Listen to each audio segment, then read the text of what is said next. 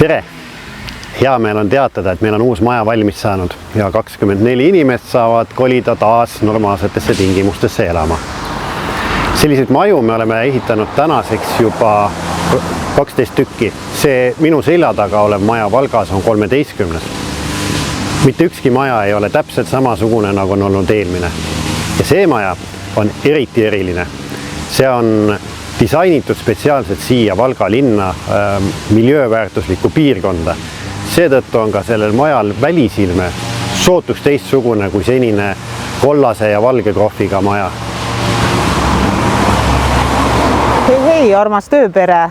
Mul on hea meel täna teile head uudist jagada, et lõpuks ometi oleme siin Valga linnas täna selle ilusa uue teenusüksuse juures ja meiega liitub alates homsest 11 uut tublit tööpere liiget.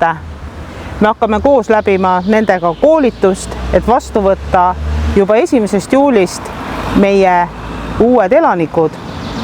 Mul on väga hea meel, et inimesed saavad tegelikult endale kodused elamised. Valga maja on väga eriline ja väga kaunis.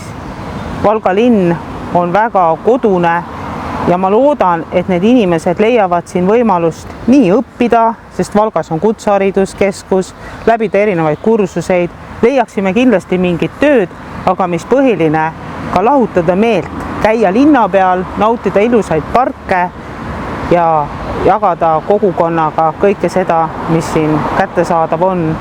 Et ma tervitan teid soojalt ja loodan, et te elate iga päev meile kaasa ja soovin teile kõigile ilusat töönädalat.